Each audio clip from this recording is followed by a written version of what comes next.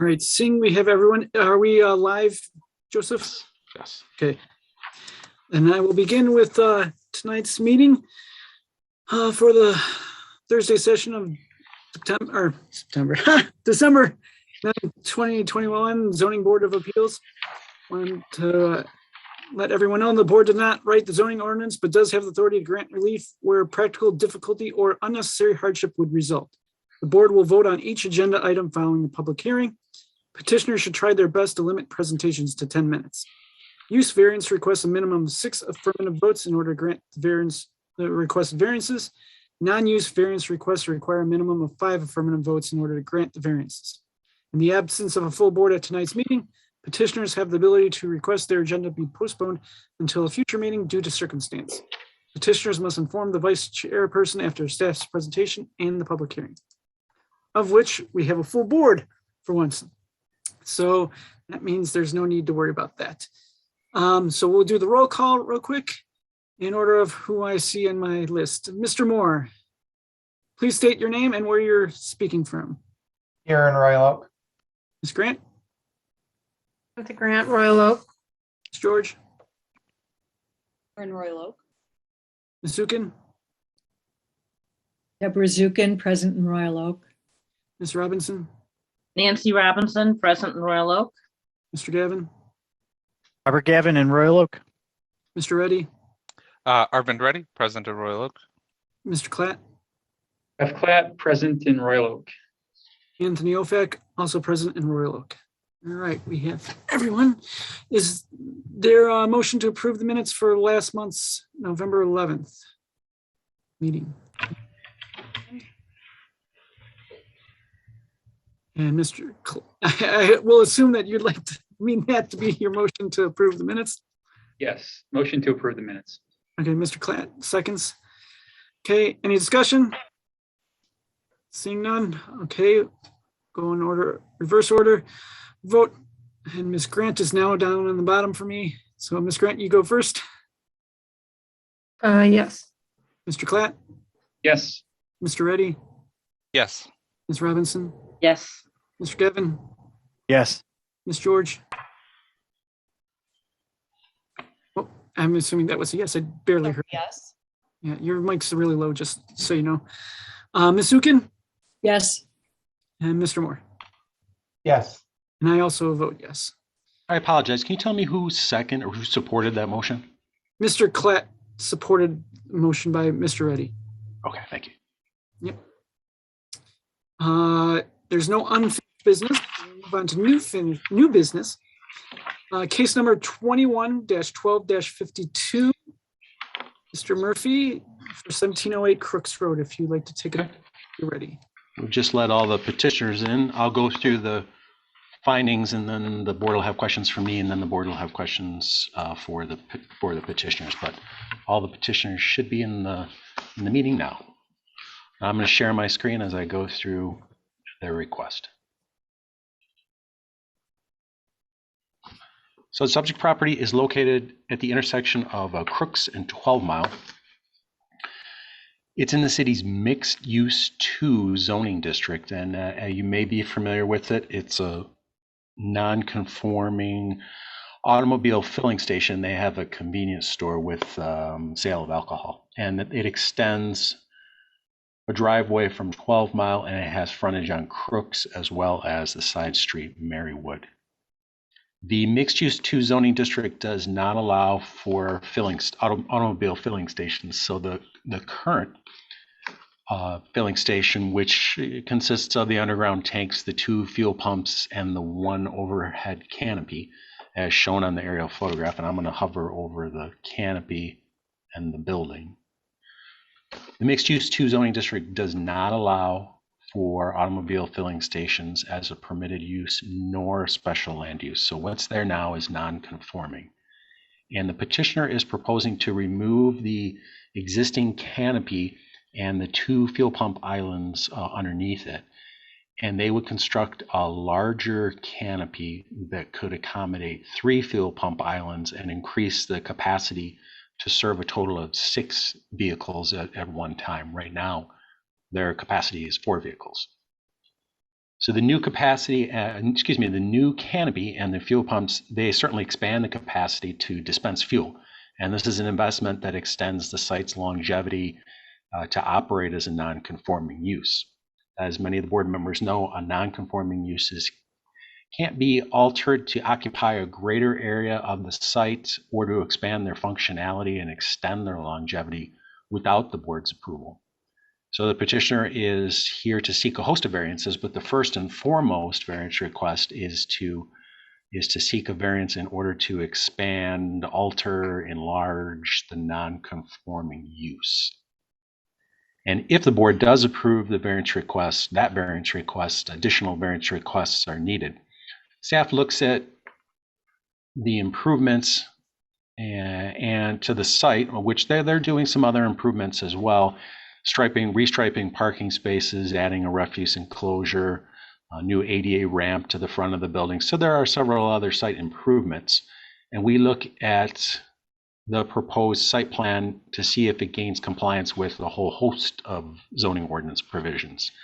And it does not. So additional variance requests are necessary. The following additional variance requests are necessary. And if the board does grant the use variance and denies some or all of the following variances, then the petitioner would be required to modify the site plan to show compliance with, gain compliance with the following provisions. You can see that the site has access off 12 Mile. It has 2 driveways along Crooks, and it has a driveway along Marywood. The zoning ordinance allows for a drive approach off of a public right-of-way for commercial property that it cannot exceed 30 feet in width. Many of these drive approaches certainly exceed that. The northernmost driveway, and I'll hover over that, is 32 feet in width. The southernmost driveway is 43 feet, and the driveway along Marywood is 36 feet. I'm going to jump to some of the site photographs. I think they convey the current condition very well. So the northmost driveway along Crooks, the southernmost driveway, and the driveway off of Marywood. They all exceed the maximum by varying feet depending on the drive itself. The northernmost drive exceeds it by 2 feet, so they'd be seeking a variance to waive 2 feet. The southernmost drive on Crooks Road, they are seeking a variance to waive 13 feet of the 30-foot maximum, and then on Marywood, it's 36 feet wide, and they are seeking a variance to keep it so they're seeking a variance of 6 feet. Again, they've elected not to make these improvements. If the board denies any or all of them, they would be required to narrow them to gain compliance. The driveway off of Marywood, this particular driveway off of Marywood, and the view is as if you're standing on Marywood looking toward Crooks Road. This driveway is closer than 20 feet to the intersection of Marywood and Crooks. And again, they're not proposing to modify that driveway in any way. It currently does not comply with the distance of being at least 20 feet from that intersection. So they're seeking a variance to waive the difference that it is, to waive 5.6 feet of that minimum, 6.7 feet of the minimum distance from Marywood. There are several drive aisles on the property. This is an example of the pump island that's currently there, and the vehicle space for someone filling up with getting service at the pump to fill up. And there is not a distance to allow for traffic, two-way traffic. So they're required to have all internal drive aisles to be at least 20 feet in width. And they're certainly not capable of meeting that standard by putting in a new set of pumps in the same approximate location. And then they also are unable to meet that standard as I'm going to go to the aerial photograph. There's no way for them to modify the site in order to accommodate a two-way drive aisle as a driver comes northbound on the property or southbound from 12 Mile Road. That distance is less than 20 feet, so they need a variance to recognize that driveway cannot be modified to comply.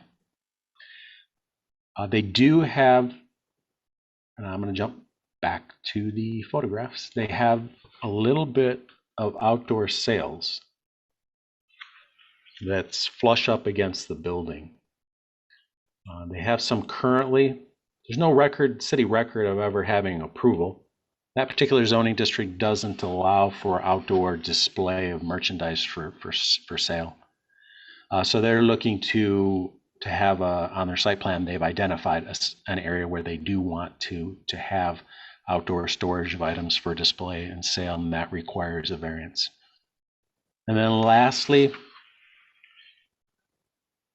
I'm going to refer to their drawings because they did an excellent job of identifying the outline on the drawing. But the city has zoning ordinance provisions specific to automobile filling stations, which require that at the perimeter of the property, the entire perimeter has a 10-foot landscape green belt around it. And they've identified that in this hatched area. This is Crooks and Marywood, and they've outlined where that would be. So the ordinance states that any automobile filling station needs to have a green belt distance at its perimeter adjacent to any public right-of-way. Needs to have a green belt of 10 feet. And they're not proposing to make any changes to their site in order to provide that at any of the locations. We'll jump back to the photographs to give you an idea what it currently looks like. And the petitioner can explain to you why they believe that that's not applicable. There's an example of the northernmost driveway on Crooks, the southernmost driveway on Crooks would require a 10-foot green belt in this approximate location. And again, they're proposing not to modify the condition of the site to comply with that. So they're seeking a variance for that as well. So a number of variances. The first and foremost that needs to be determined by the board is whether to grant the variance to expand, alter, enlarge the non-conforming use, followed by the individual variances related to other ordinance standards specific to automobile filling stations. Thank you, Mr. Murphy. Is there any questions, Ms. Zukin? Then Mr. Collette. You're muted. Sorry. Is it accurate to say, Mr. Murphy, that variance requests B through H are not seeking to change anything that's there right now? They're all pre-existing conditions. Yes, I would say with one exception, and that would be the two-way drive aisle. And I'm going to jump back to my screen. This two-way drive aisle. So the canopy and the pumps get completely removed, and they do have the opportunity to, I'll say, to set the new canopy and the new pumps in a different location on the site to try and gain compliance with the two-way drive aisle here. Now, it may throw off the ability to comply on another portion of the site because it is a rather tight site, but that's really the only one that gets modified by what they're proposing. Yes, most of the other circumstances are existing. They do have the ability to gain compliance with several of them. They're simply they're proposing not to make those modifications. Okay. I believe, Mr. Collette, did you have a question? Or? I did, and my question is related to item G, which is that two-way drive you referenced, Mr. Murphy. The applicant's drawing, which you just had on the screen, I think it's C2, shows it appears to be a one-way drive they're suggesting. Is that not allowable on this site, or are you interpreting maneuverability a bit differently? Can they is better than the current condition at 15 feet. Right now, there's what, 3 to 4, give or take. I would say there's no way to limit it to one way, since someone can enter the site from the northernmost drive entrance on Crooks, or they can enter it from the southernmost drive entrance. So there's no way to really funnel people in a one-way direction on the site. There's quite a bit of points of entry and circulation about the site itself. Makes sense. Mr. Klusny, did I see you had your hand raised a little, or was, okay, that was just moving your hand. Okay. Mr. Reddy. So yeah, I had a question for Mr. Murphy. So this, for the variance A, to alter, expand, enlarge a non-conforming use, this is not considered a use variance, though? Is that correct? Since it's an established non-conforming use, we treated it as it's already there. They're simply looking to do vast amounts of capital investment in order to extend its longevity. So we believe that it was more appropriate for them to have essentially an expansion or an enlargement of the nonconformity because the use is already there. If it was a totally different use and they were trying to establish a brand new filling station, you're absolutely right that they would be here for a use variance. But we believe that it was appropriate to apply the expansion enlargement of an existing nonconformity. Okay, so I have a follow-up. So then when we consider granting it, Section A says that this chapter's restrictions unreasonably prevent the owner from using the property for a permitted purpose. So when we say permitted purpose, the thing that confuses me is that having a filling station is not permitted by the current zoning. So I'm having difficulty reading Section A. Does that make any sense? I'm not sure what the standard to use for that is. Well, I'll come back to our determination of our belief that it was appropriate to expand to view it as an expansion of the non-conforming use, in that the automobile filling components include the canopy, the pumps, and the underground fuel tanks.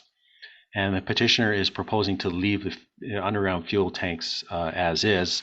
And yeah, they're retaining the existing underground tanks, and they're simply installing a larger canopy and a greater number of fuel pumps for an increased number of vehicles that they can service. So we believe that the non-conforming use wasn't entirely removed because the tanks are remaining, and they're simply adding to extending the longevity by adding that larger canopy and the larger number of fuel pump islands.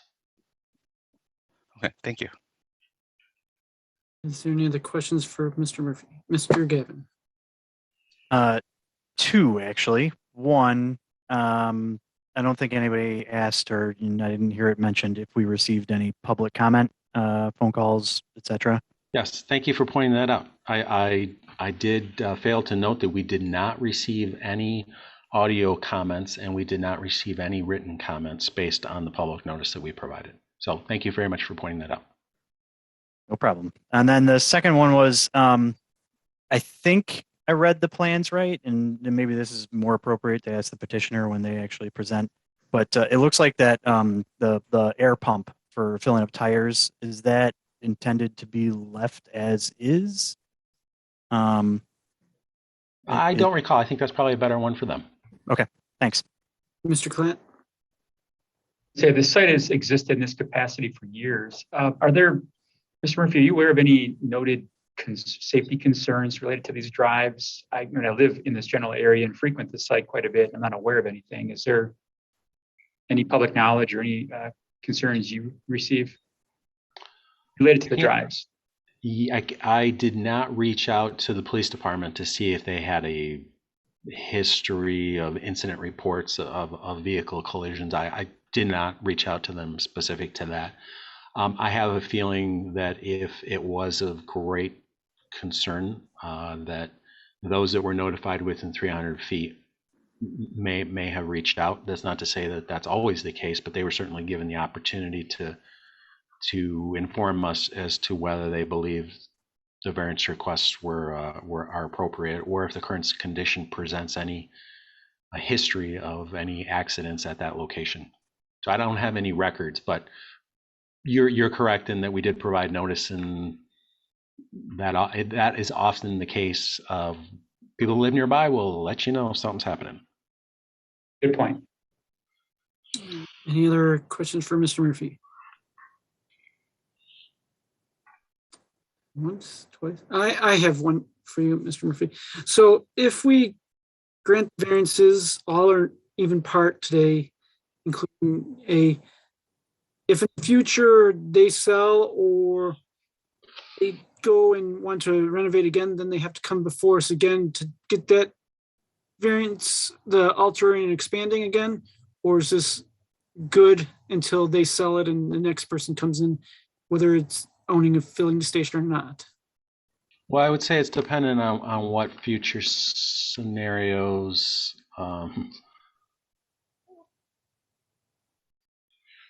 If they wanted to add a bigger fuel pump more fuel pumps in the future, or a bigger canopy, anything like that, then they would be in the same circumstance that they are today. They would have to, anyone would have to come back in front of the board. So you are approving precisely what they presented.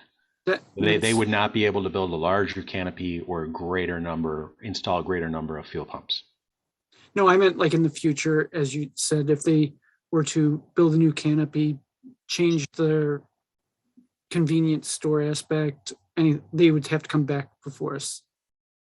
Arguably, yes, arguably. If they expanded the convenience store, they have just enough parking right now to meet the standard, so they would be in a position where they would need a parking variance. Or yes, I imagine they probably would need to come back. All right. Okay. Thank you. Any other questions before we open this up to the petitioner? All right. Seeing none, the petitioners come forward, state your name and address for the record. My name is Mitchell Harvey with Stonefield Engineering, 607 Shelby Street, Detroit, Michigan. The applicant Darren was on earlier, and he might join to add some more details. But there he is. But I'd like to kind of take you through, if I can share my screen, and just kind of talk about some of the variances and some of the hardships we're dealing with here. How about you tell me which pages you'd like me to show, and I'll zoom in on them, and you can just say go here, go there, and I'll do that. Okay. Let's start at the site plan, which is C2. Okay. And you let me know whether you want to zoom in or hover over anything in particular. Just kind of zoom in on the site plan there. That should be good. So the real nature of this request is based off the additional pump and the rebuilding of that existing canopy out there. If you're familiar with the canopy is aging, and we're looking to build a new one, modern lighting, all that sort of stuff, and we're going to use that as an opportunity to add that additional pump, as well as bring the site up to ADA compliancy. As of now, there is right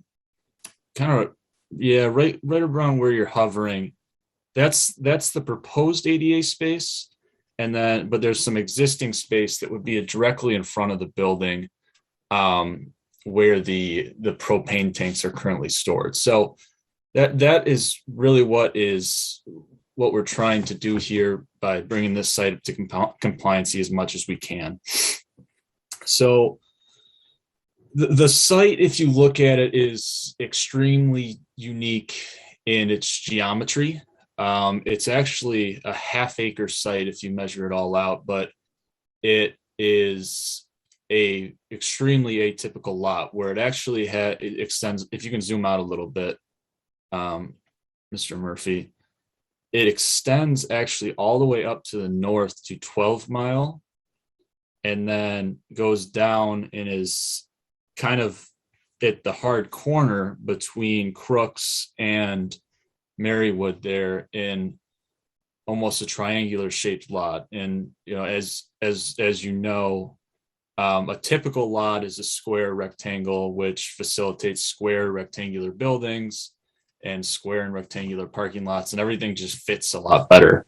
So with this site, we've been challenged with trying to configure this this canopy within this interesting shaped lot. And obviously we can't change our lot lines, but what we wanted to do is put this canopy in and allow for fuel tankers that come to the site to fill the underground storage tanks. You can see the underground storage tanks. They're right there. So with that, it was a real challenge trying to get these new canopies to fit within the site and still allowing a truck to circulate the site without hitting the canopies, hitting the building, or extending over the property line. So that is a lot of the reasoning for the request of maintaining the existing curb cuts. Basically, what we have found is today a truck is able to get in to the site and get to those underground fuel tanks. So we want to maintain that traffic pattern and kind of fit our unique shaped canopy, if you will, within this unique shaped property. So really that's the gist of what we're doing. We're also going to be adding some striping up to the north to kind of further define some of the parking spaces, add a new trash enclosure that's not directly facing Crooks Road there, and largely keep the site as is. Being it so unique, it would be very difficult to fully redevelop this site and get anything to really work here. So that's the constraints we're working with. We don't think it's going to be a impact to the neighbors whatsoever. The 6 fueling pumps will be 2 more than what is currently out there, so you can expect less queuing, quicker service times at the pump, so you wouldn't there'd be less of a chance of a backup.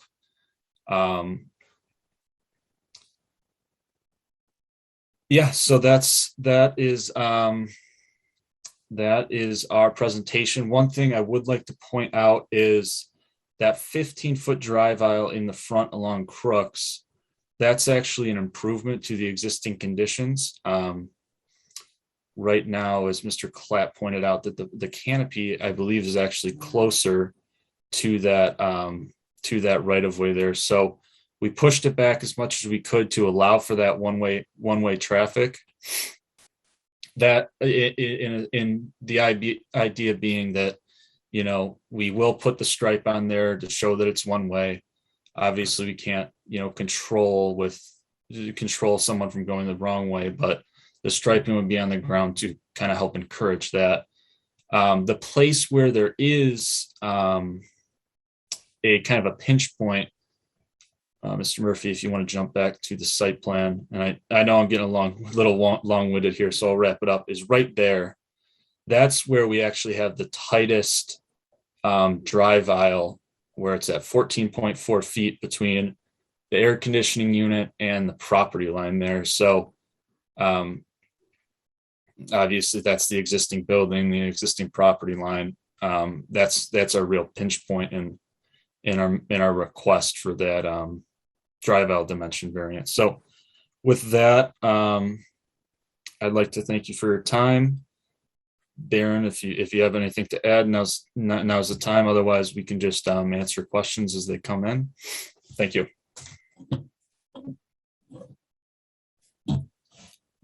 No, I don't really have anything to add unless they have some questions. Did a great job there. Is there any questions for the petitioner, Ms. Robinson? Where you talked about that pinch point, is that where the gas fueling trucks, do they go through there out to 12 Mile or? So typically not, but they have. They have but on a typical basis, no, that's not used for the big trucks. And then also, I just wanted to know, how were you addressing that green belt that's supposed to be there but really can't be? Or did you have any more comments about that? Well, I think as Mitchell said, we extended as much as we could there, and we'll certainly add more green belt type things where it's available. Yeah, and if I can just add to that, over by the existing sign, there's an area that's currently paved, and we understand we're not going to be able to provide this green belt, but we are going to be sodding portions of that current paved area because it didn't need to be paved. So we wanted to put a little bit of green space in there to kind of do what we could to meet the intent of that green belt. Thank you. Miss George and then Mr. Clatt. So if you don't need more underground tanks, but you're adding more pumps, how does that impact the speed at which somebody can fill up? Is it actually going to make a queue because everyone's filling up at a slower rate? I don't really know anything about underground tanks, but it seems like if you're adding more pumps, you would need more tanks. So I just want to understand why we don't need more tanks. Okay, yeah. So we're really just adding one pump with 2 dispensing units on it. There's a 2-sided pump. How that will help alleviate some of the traffic. Actually, if you're around that area now, you probably notice sometimes it backs up onto the road, different roads there between Crooks and, well, primarily on Crooks. Traffic can back up because there's only two units, and they are fairly close together, so it makes traffic a little tight for them to get in and out. By adding this other pump, it will allow people to use more of the parking lot. But to address your question, the tank itself, it doesn't have any bearing on how much gas is taken out by each pump. It would not inhibit the ability of the pump to pull that product out of the ground. Does that make sense? It will not slow it down. No. Mr. Clatt? That I have is I overlooked the obvious necessity to have the tanker trucks on site and to be able to maneuver them. My first thought was, would the applicant be willing to reduce the southern driveway along Crooks a bit and also relocate the Marywood Drive to allow maybe more green space at the corner to offset that greenbelt buffer? But as Mr. Harvey mentioned, and which I overlooked, they need to maneuver those trucks around the site. So I assume that's the reason you can't really shift a lot of those drives around. Yeah, that's large. That's the primary reason. And then also it's hard to anticipate what road the tanks are going to be coming down. A lot of times they don't come down Maryswood, but sometimes they do. Sometimes they come off 12 Mile. A lot of times they come off Crook. So that's really the reason for that, not being able to provide that greenbelt buffer. Thank you. All right. Ms. Grant, then Mr. Gavin, then Mr. Reddy. For the display of outdoor sales, I think I saw an ice bag box and some firewood. Is that all you plan on selling from that outdoor area? Currently, we all the station also sells propane. So it's the 3 things. The firewood is brought in at night. It's not left out overnight. It is a temporary structure. The propane is a high selling thing for the site. Something the community obviously needs because they're definitely purchasing a lot of it. As far as the ice goes, that's something we could take a look at possibly putting inside if that would help out. Mr. Gavin? Somewhat related to Mr. Clatt's point about the drive on I'm sorry, I already forgot the name of the road, Marywood. One thing I guess, and this may be influenced by the trucks because like Mr. Clatt, I didn't think about those. But I just look at that and I see, okay, you could take off the 6.5 feet, closer to Crooks and come in compliance on 2 items there. Since then it would be, only a 30-foot drive, and you wouldn't be within the 20. You would be over 20 feet away from Crooks. Is that something that you considered, or would that be not possible because of those trucks? Yeah, I think it's those trucks that are really dictating that drive aisle width, and we'd like to keep it as existing because it currently works. There's also an air fueling and air gas station up to the right along those that kind of guardrail over there that we're contending with. I understand that. I was just talking about the driveway width, not about the drive aisle. So anyway, okay. Mr. Reddy. I had a question. I have a question regarding the history of the site. I'm assuming it was turned into a filling station before the zoning went into effect. But one of the things we have to consider is whether the alleged hardship was created by a person presently having an interest in the property. So I was wondering if you could address that question. The hardship was not something that was brought up or brought on by the current owner. I actually worked for the petroleum company, and we've served this site for upwards of 25 years at this point. And the site has changed hands. Oh, thank you. By the way, Mr. Zimlick, can you please state your name and address for the record? Yes, my name is Darren Zimlick. My address is 4055 West Hill Drive in Howell, Michigan. Okay, thank you. Ms. George. I might have missed this, but is there a plan to repave or blacktop the area? Because it looks like it's in pretty rough shape, and if tankers are driving on it, it's probably only going to get worse, along with those guardrails. What was the plan for that? I'm sorry if I missed it. The plan is to keep the guardrails and then mill and overlay or blacktop over the existing pavement and repair any real problem areas. Is that going to be sufficient for longevity of tankers driving in and out of there? Yeah, so being that it is a gas station, the sub base of the existing asphalt is actually pretty good. If you look at the site today, it's just alligator cracking, and you see those cracks there. So you have a lot more of these cracks as opposed to potholes in like deep rutting. And so that's an indicator that the sub base of this pavement is pretty good.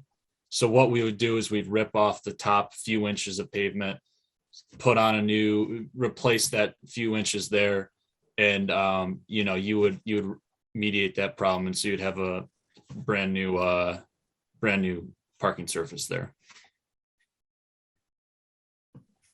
Got it. Any other, Mr. Moore? When did the current ownership acquire this property? I don't want to speak out of turn here, but I believe 2000. I'm thinking 2014. Okay. I think I saw Miss Kershaw trying to mouth something. If she would like to introduce herself and give her name for the record. Thank you.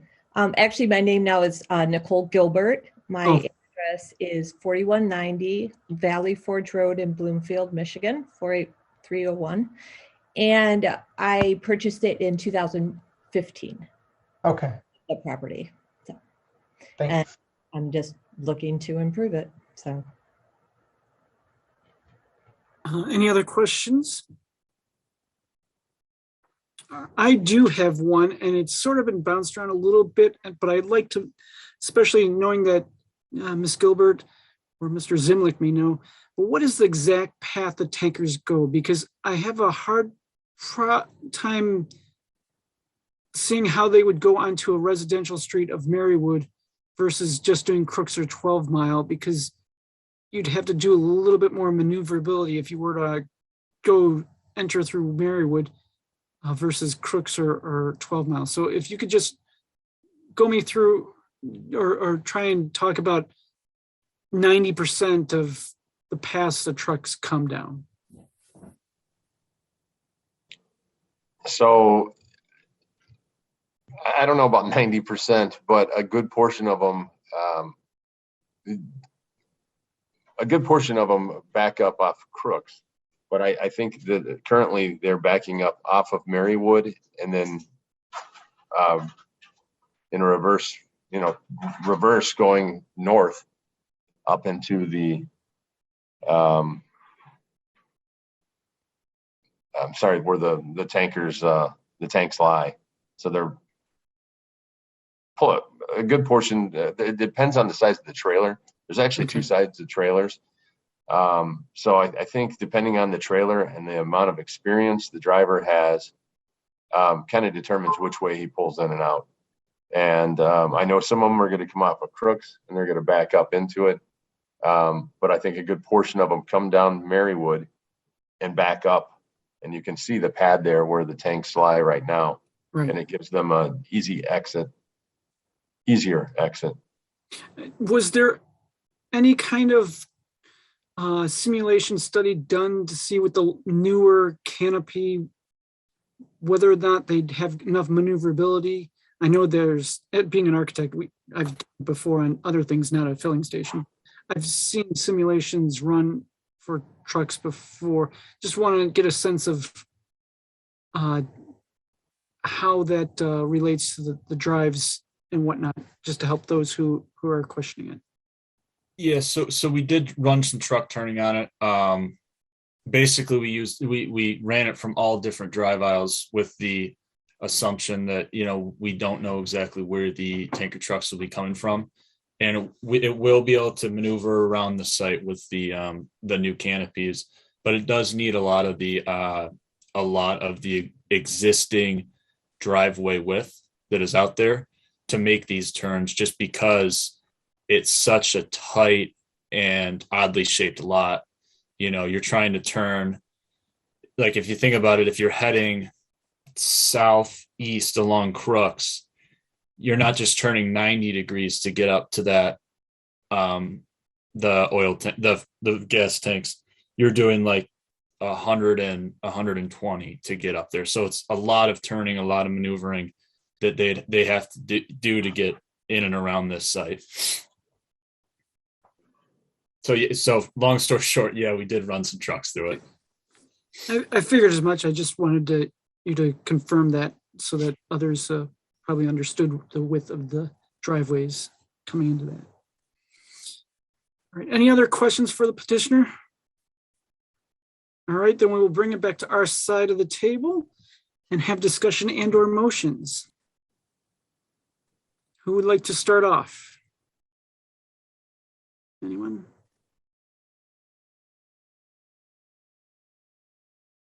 Mr. Moore, there you go.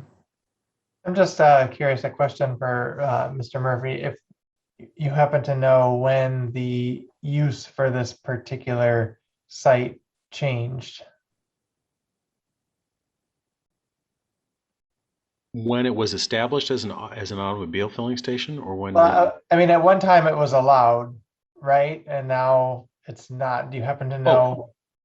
Yes, arguably, without going back and reviewing every single bit of evidence, my recollection is that in 2001 there was a rezoning of many different sites in the city. There was a zoning district referred to as light commercial. That district was eliminated, and there were several districts created from it, depending on which corridor and intersection you were at. Arguably, this site was in the light commercial zoning district, and it was rezoned to mixed use 2. The mixed use 2 district then did not allow for automobile filling stations. The light commercial district would have allowed for them as special land uses. So that occurred on many different major thoroughfares in the city. The light commercial district, zoning district was broken up into various districts like the office service district, the neighborhood business, the mixed use 1 and the mixed use 2. Kind of got broken up into those 4. And all 4 of those no longer allow for automobile filling stations. Okay, thank you. Ms. Robinson. I just don't remember any time that not being a gas station. I think it's always been a gas station as far as I can remember. All right. Is there any motions for anyone want to or discussion? Ms. Zukin. Well, I'm impressed by the fact that no one on Marywood either called in or wrote in to oppose this motion to extend the use, because those are the only people I think who would complain. I've personally been using this gas station for 13 years. I didn't even know there was a 12-mile entrance. But I appreciate the wider driveways because that corner is so tight, and I can choose if I'm going out on Crooks or Marywood, and when cars are backed up, because it's the best gas station to go to, I can get in and out easily. So I don't see any problems with the width here, and I'm glad that they're going to improve it and, repave that parking lot. So I have no objections to this. Is that a motion then? Mr. Klatt.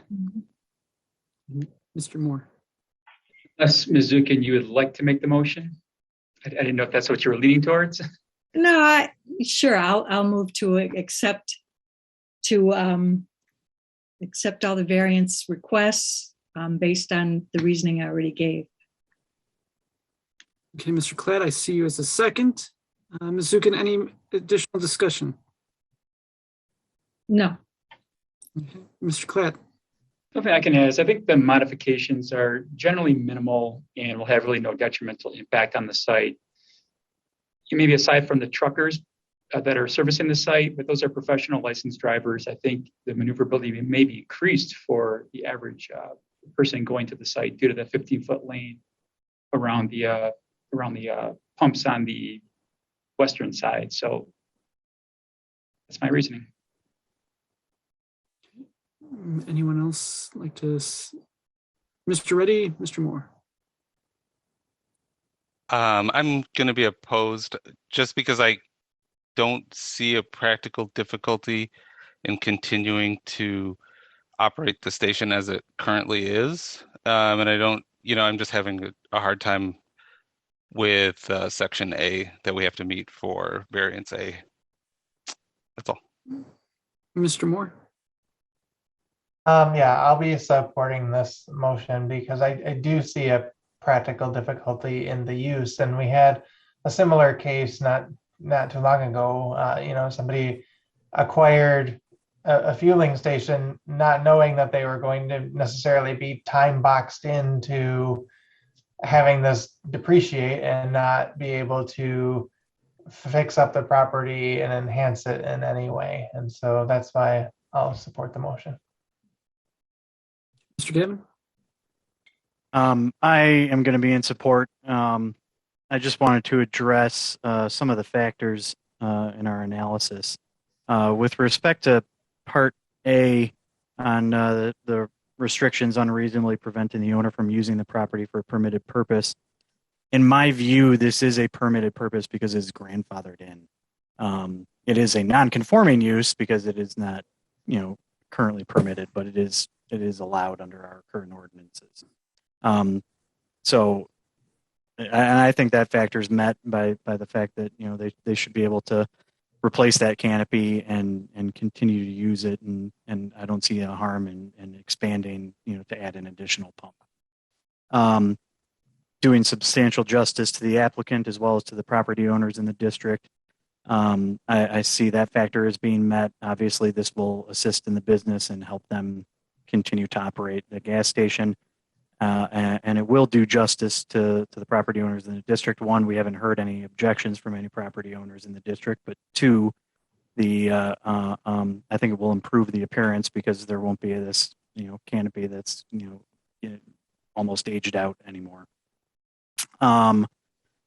the plight of the landowner being due to unique circumstances of the property. Certainly that applies here. It is a very oddly shaped lot that applies to many of these factors in this analysis, as well as the need for the trucks to maneuver around the site. And then 3, the alleged hardship hasn't been created by any person presently having an interest.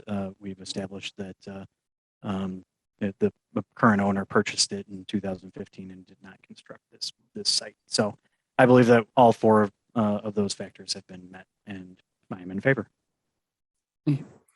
Anyone else? Ms. Gray? I just wanted to say that I'm in favor of it, and I agree with everything that Robert said. Thank you. Ms. George or Ms. Robinson? Anything to add? I'm in favor. I'm in favor of it too. I agree with everything Mr. Gavin said. One thing I want to say, this is a very popular commercial business, gas station, convenience store, and I hear a lot of positive remarks from the community too, as being a good member of the community. So I'm in favor of this. It's an improvement. Ms. George? I have nothing more to add. I'm in favor. Okay. A lot of good points have been said already. I will too also be in favor of this. I've been visiting this establishment for over 20 years. I've noticed that the family across the street has kids. If they haven't spoke up about safety issues or noise from this, I would assume they would have said something. I hope that you put in as much green as you can. I understand if you don't. But I do understand this is actually going to create a little safer by creating that little drive aisle next to Crooks, because there's many times where you have backups and people queuing, and these additional pumps will hopefully prevent anyone queuing onto Crooks, creating possible safety issues. So hopefully this will alleviate those issues, not create even more queues. But because of all of these and everything else said, that's why I'm in favor. And with that, we'll go with the vote. Ms. George? Yes. Mr. Gavin? Yes. Mr. Reddy? No. Mr. Klatt? Yes. Ms. Robinson? Yes. Ms. Grant? Yes. Ms. Zukin? Yes. Mr. Moore? Yes. And I too shall vote yes. Motion carries 8-1. Congratulations. And let's see. Let's go to get my. Thank you very much. Thank you. Keep that sarcasm up. That's a good one, isn't it? Yeah, I like that one. Mr. Murphy, case number 21-53-4240 Olivia Avenue, whenever you are ready, sir. Okay, I'll go through the report, and the board can ask some questions for me, and then we can also have the petitioner describe their request as well. I'm going to share my screen. The petitioner, this site is located on Olivia Avenue, and the petitioner is proposing to demolish the existing dwelling and detached garage and construct a 2-story single-family home with a front entry attached garage. And I'm going to hover over that outline. So here's the survey of the site, and this is the outline of the house with the front entry attached garage. So this is the garage portion and the front face of the house with the front porch. So again, the footprint of the house. The adjacent homes, as you can see, they have an average front yard setback of 34.3 feet. So the petitioner may not cite their house with any less of a setback than 34.3 feet. And the petitioner is proposing to place that house, we'll say, out in front of those 2 homes, and the petitioner's front yard setback would be 23.9, and that measures to the cantilevered second story of the proposed house. So it's projecting out 10.4 feet in front of those homes. So they're seeking a variance of 10.4 feet from the minimum required 30 34.3 feet. And we have a provision which says that a front entry attached garage, and I'm going to zoom in on it a little bit here to give you a better, clearer understanding. So again, this is the outline of the portion of the building, which is the front entry attached garage. That front entry attached garage can't stick out in front of the home, the living space, any more than 7 feet. And it only sticks out 2.67 feet. But there's an ordinance provision that says that in no instance can that front entry attached garage be any further. So it complies, but the porch itself, because the front porch is an integral part of the house, it cannot project out more than 7 feet into the required front yard setback. And again, the required front yard setback is 34.3 feet. And due to the fact that the whole house is pushed forward, it's just natural that the petitioner also needs a variance request related to that front porch to be able to be out in that required front setback. I'm going to zoom out a little bit and give you a point of reference here, and the petitioner can discuss it as well. But this lot is 100 feet in depth. And so the petitioner has created a footprint for this house which does not comply with the minimum required front yard setback, but it does comply with that minimum required 35-foot rear yard setback. So they meet that minimum required rear yard setback right on the nose. If they pushed the whole house back further in order to comply with the front yard setback, they would be here in front of you for a variance request to that minimum required rear yard setback. So the petitioner is elected to come forward with a design that pushes it out in front of the adjacent homes. Now, if they modified the footprint, they might be able to comply with all of that or some of that, but based on the footprint, they need a variance request related to the minimum required front yard setbacks. Okay, thank you, Mr. Murphy. Is there any questions? Mr. Klett? Just a quick question, Mr. Murphy. This might be a question for the applicant. I didn't see it on the site plan, but it appears that the existing home to the south is in violation of their rear yard setback.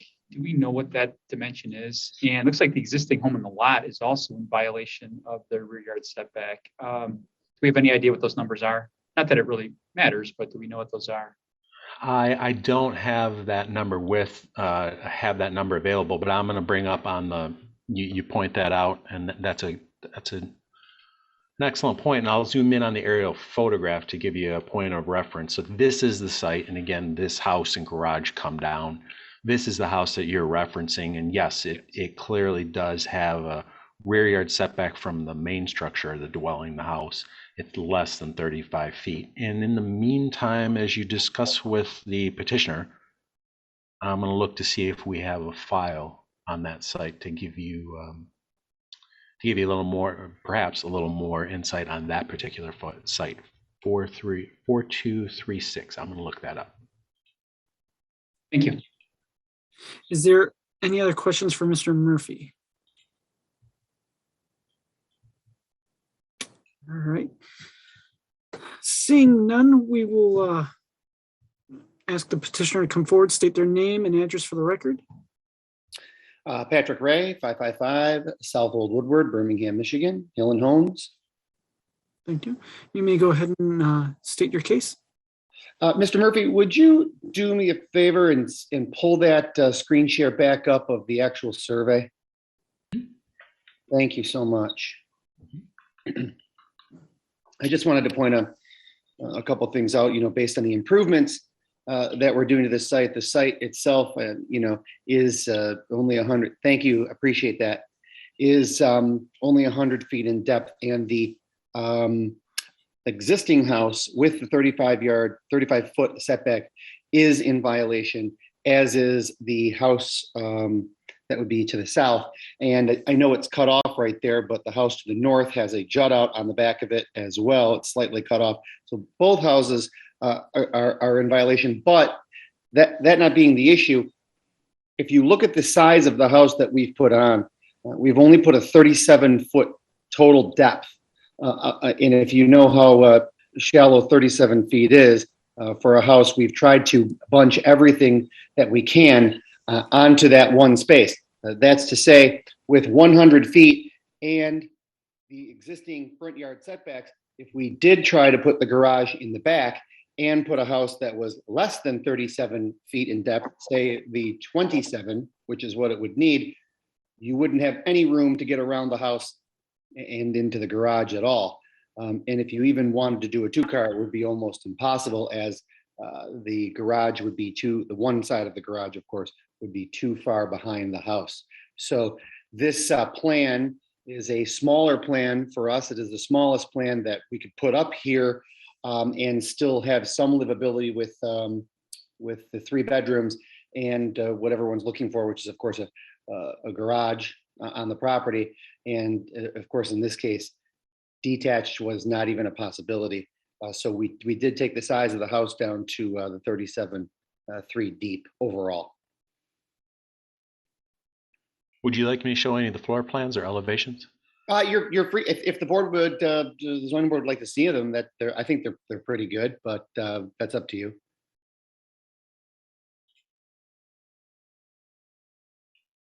Well, everyone's had the packet, so I don't know if anyone else needs to see it, but if you would, does anyone want Mr. Murphy to show the elevations or plans real quick? Okay, no one? Okay, thank you. Is there any questions for the petitioner? Ms. Zukin, then Ms. Robinson, then Ms. Grant, then Mr. Klatt. I'm gonna jump in. I'm gonna jump in just a second because I didn't learn my lesson in the last case. We did not have any audio public comment, but we had 2 written comments that came across the email system, and those are added to the report. So just so you know, there are 2 public comments, written comments that we received. Okay, thank you. And Ms. Zukin. Mr. Ray, what's the total square footage of the living space of this house? I knew you were going to ask me that. 23. Is it 23 or 2286? The only thing I don't have in front of me, Joe, it's on the first floor plan in the bottom right corner. I don't even. There it is. I'll bring it up on the screen. I'm sorry, I don't have the plan in front of me. 349. 2349. Okay. And also, you mentioned that you can't move the house back too much because of easements that are existing. Are those easements any different than the houses to the north or south of this house? No. Okay.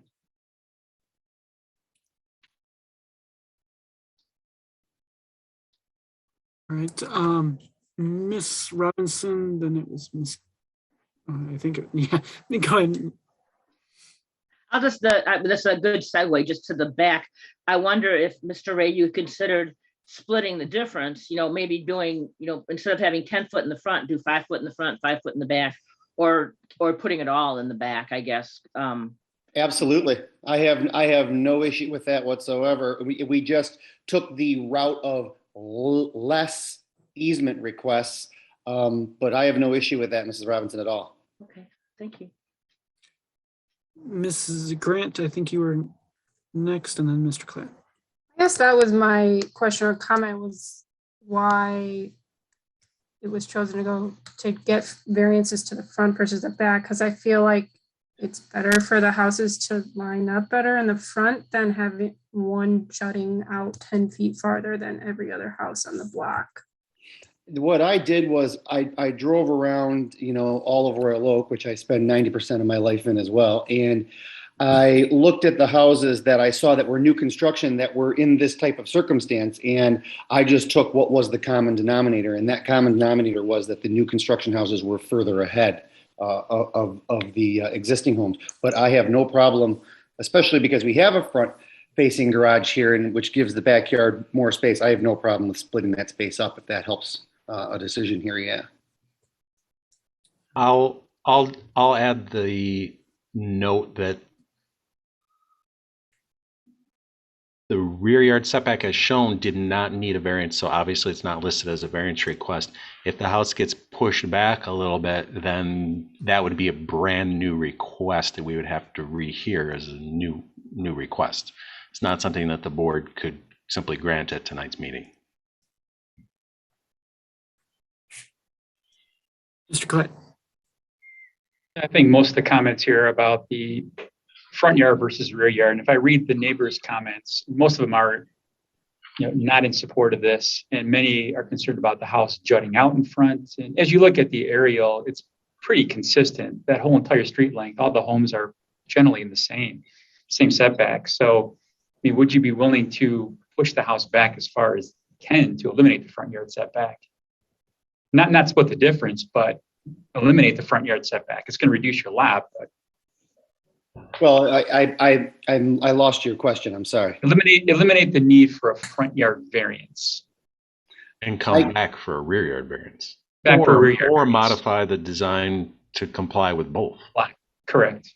To modify the design to comply with both, we've tried doing that. The house gets incredibly small. Nobody is looking for a 15, 16, 1,400 square foot home in Royal Oak right now. That being said, and taking that out of the equation, I would be happy to come back for a rear yard, or because I didn't even realize it until I just looked at Mr. Murphy's variance request here as it is tonight, I can eliminate that porch or the size of the porch and turn it into a stoop, which gets rid of one variance request altogether, does it not, Mr. Murphy? I don't see how you avoid having a variance request to have some type of landing and steps. Well, I can't. Because- I could do a 36-inch porch, which would reduce my variance request in the front down by a foot. That is true. That part is true. Yes, correct. So then we still have a front porch, and we still have a 35-foot rear yard setback, and I would be at only 1 foot in front of the garage, give or take. And the garage would be at the almost, and I could even slide the house back that extra couple of inches to get it to the 25-foot conforming, well, I should say conforming, normally conforming. Yeah, I can cut that porch, right? That's a 5-foot porch. I can take that 2 feet right off the front.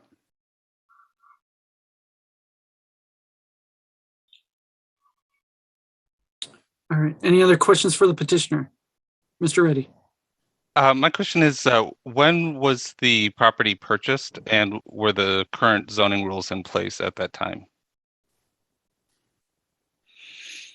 Well, I would have to imagine that the zoning rules were in place at that time, and the property was purchased probably sometime in the past 6 months. Thank you. Thank you. And might I add, the property was purchased non-conforming, as is the two neighbors non-conforming. Is there any other questions for the petitioner? All right. Mr. Gavin, Mr. Moore. So I guess I just want to be clear, because if you're thinking about tweaking things and coming back, do you want us to table this, or I mean, I don't like asking petitioners to redesign on the fly at a meeting. I just think it can lead to mistakes, No, I get it. The envelope is the envelope regardless of the design. I mean, I know all of you are familiar with what we do. If I wasn't able to get a rear yard setback variance, then the envelope shrinks down so much that the house would be ridiculously out of place. I mean, if you look at the size of the envelope I would have, you're talking about a house that's only 25 feet deep. So I would really like to have the envelope be only and I forget what it is, Mr. Murphy, how far ahead of the other houses would we be? 9 feet, 8 feet? I'm not certain of the question. How far ahead of the nearest house to the road would we be? Would you be based on what circumstance? Based on an approval of this particular variance request, even if I pushed the porch back or got rid of that request altogether, how much further ahead of the closest house to the road would I be? Or the furthest house to the road, I should say. I'm sorry. In other words, how much further am I sticking out than the neighbor? 9 feet, 8 feet? How much would he have to chop off to meet the variance with? Oh, well, he's seeking a variance request of 10.4 feet, so there would have to be the whole house would have to be cut off in the front by 10.4 feet. Which, if we look at that property, would make it the lot very, very challenging to build on. And as I drive around Royal Oak, I look at 10 feet, for example, of a new house in front of an existing home, and it is truly not uncommon. So I didn't think we were being unrealistic in our request. Yeah, there you go. Yeah, I understand that, but you're one of the things you were talking about considering was just moving the whole house back. I mean, same envelope, just moving it back. I would consider which, that would be a variance request. That exactly. So okay, I just didn't know if you were. It wasn't clear to me if you were considering doing that and coming back with a new variance request, or if you were, because I mean the neighbors seem to think that having it stick out is a big deal to them. But I don't know. It's your call. I was just wanted to. When I would hesitate to have the board give any inclination as to how you might vote on a theoretical variance for the rear yard. I would really hesitate for you to say, yeah, if you come back with a variance request for the rear yard, we'll give it to you, and then something goes wrong next month. I don't think that's appropriate to discuss a potential future variance and maybe mislead the petitioner. Understood. I was not trying to do that. Yeah. If No, that came across that way, I apologize. I was just trying to get clarity. If we were moving forward with this, petitioner's aware of that. All right, thank you, Mr. Moore, and then Ms. Robinson.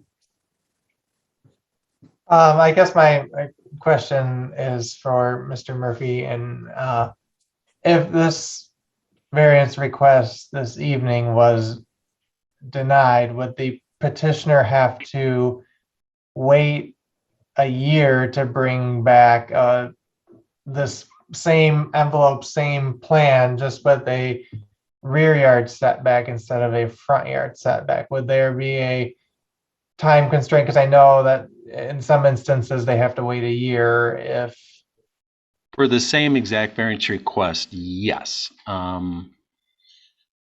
Yes, they would need to wait a year if the board denied this variance request. They would have to wait a year in order to come back with the exact same variance request. So if the petitioner is requesting to, so to speak, go back to the drawing board, that may result in a new variance request. He has the opportunity to request that it be postponed. He can always come back with this exact same design and say, nope, I came with the appropriate variance request and I want you to vote on what you originally saw. Or he could withdraw it and give you a whole new one based on some of a front yard setback variance request and some of a rear yard, or all of a rear yard.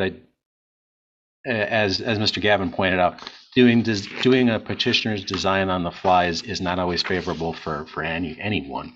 So you may ask the petitioner if he would be interested in requesting it be postponed so that he can collect these thoughts and then determine how he wants to proceed forward.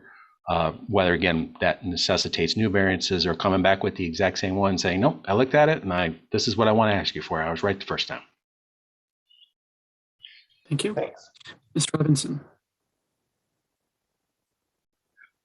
I'm good. Okay. Any other questions for the petitioner? All right. Now, I guess I do have the question, which is, do you? Yeah, I know where your question is. Okay. You can always ask to postpone it today and again come back next month and say, thought about it. Everything's the same. Same request. Yeah. Sure. And I appreciate that. I do.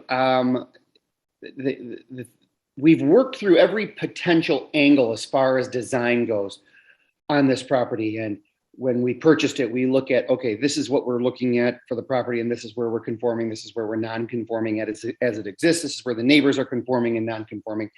And it would be, in our minds, we say, well, how can the board possibly deny us a request to go backwards, because the houses next door are already backwards, and we wouldn't really be infringing on anybody's view or that kind of thing. The only issue that I have is truly the size of the house. So I get what you're saying. I could come back and request a rear yard setback variance and keep the envelope the same, maybe tweak some porch items and things like that. Or I could table right now, and I like talking through my options, sorry. And I could table right now and come back with the exact same thing. This is like deal or no deal. I want to phone a friend. I'll table. I think that's the best decision, and make some tweaks and changes and hopefully appear in front of the board next month. Joe, what is the availability, or sorry, Mr. Murphy, what is the availability to get back in front next month? Or it's not full, is it? No, it's not. If you have a modified design that requires a new variance request, better for me to know that because my time frame to create the report and send the public notice out is quickly narrowing. I think I have another week and 2 days or so. So if need be, you would simply move forward to a February meeting, but we'll certainly try and accommodate you for January. Okay, then I'll elect the table till January. Is someone like to make a motion to table this to Mr. Gavin? So moved. And Mr. Moore seconds, I see. All right, any discussion? Seeing that, then we'll move to a vote. Start at the top. Ms. George. Yes. Mr. Gavin. Yes. Mr. Reddy. Yes. Mr. Clapp. Ms. Robinson. Yes. Ms. Grant. Yes. Mr. Moore. Yes. Ms. Zukin. Yes. I too shall vote yes. So this shall be tabled till future meeting. Thank you, guys. See you soon. Thank you. Happy holidays. Happy holidays to you all. Thank you. All right. So then going back to the agenda, we have no other business, if I recall, and no other public comment except, I guess the other business would be, I'm assuming, I hadn't heard otherwise, that next month we'll have to be in person at the City Hall, correct? Mr. Correct. Yes. Yes. Okay. Is there anything else that we need to know about before then, or no? Okay. No. All righty. Other than to have wonderful holidays. Yeah. Is there someone for the mystery motion? Mr. Reddy. You got to say the whole. Yeah, I move that we adjourn. Ms. Hukins, I saw your hand up to second it. I'll do first. Say aye. Aye. Aye. Anyone opposed? No. All right. One of you have a happy holidays, happy New Year's. Safe. Thank you. I'll see you guys Happy next year in holidays. person, I guess. Aye. Yeah. Aye. Happy holidays, everyone. Yeah. Happy holidays. Happy holidays.